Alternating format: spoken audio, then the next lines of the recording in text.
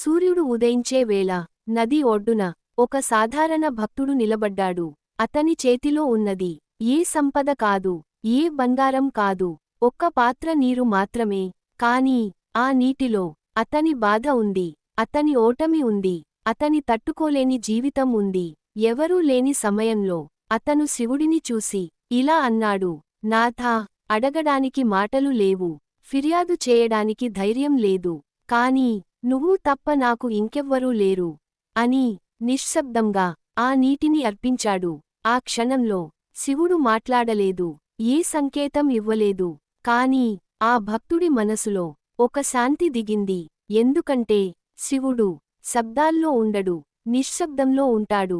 రోజులు గడిచాయి. ఆ భక్తుడి పరిస్థితి మెల్లగా మారడం మొదలైంది. కష్టం తగ్గింది కాదు, కాని కష్టాన్ని తట్టుకునే శక్తి వచ్చింది.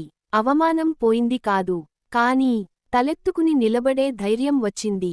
అప్పుడే అతనికి అర్థమైంది, శివుడు వెంటనే ఇవ్వడు, కాని ఎప్పటికీ వదలడు.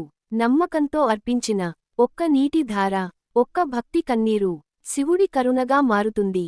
అందుకే నీ జీవితంలో అన్నీ పోయినట్టు అనిపించినప్పుడు కూడా ఒక్కసారి శివుడిని నమ్ము, అది చాలు. మిగతాదంతా ఆయన చూసుకుంటాడు. సూర్యుడు ఉదయించే వేళ నది ఒడ్డున ఒక సాధారణ భక్తుడు నిలబడ్డాడు. అతని చేతిలో ఉన్నది ఏ సంపద కాదు, ఏ బంగారం కాదు, ఒక్క పాత్ర నీరు మాత్రమే. కాని ఆ నీటిలో అతని బాధ ఉంది, అతని ఓటమి ఉంది, అతని తట్టుకోలేని జీవితం ఉంది. ఎవరూ లేని సమయంలో అతను శివుడిని చూసి ఇలా అన్నాడు: నాథా, అడగడానికి మాటలు లేవు, ఫిర్యాదు చేయడానికి ధైర్యం లేదు, కాని నువ్వు తప్ప నాకు ఇంకెవ్వరూ లేరు అని నిశ్శబ్దంగా ఆ నీటిని అర్పించాడు. ఆ క్షణంలో శివుడు మాట్లాడలేదు, ఏ సంకేతం ఇవ్వలేదు. కాని ఆ భక్తుడి మనసులో ఒక శాంతి దిగింది. ఎందుకంటే శివుడు శబ్దాల్లో ఉండడు, నిశ్శబ్దంలో ఉంటాడు. రోజులు గడిచాయి. ఆ భక్తుడి పరిస్థితి మెల్లగా మారడం మొదలైంది. కష్టం తగ్గింది కాదు, కాని కష్టాన్ని తట్టుకునే శక్తి వచ్చింది. అవమానం పోయింది కాదు, కాని తలెత్తుకుని నిలబడే ధైర్యం వచ్చింది.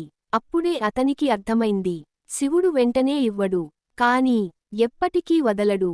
నమ్మకంతో అర్పించిన ఒక్క నీటి ధార, ఒక్క భక్తి కన్నీరు శివుడి కరుణగా మారుతుంది.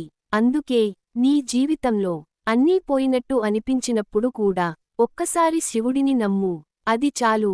మిగతాదంతా ఆయన చూసుకుంటాడు.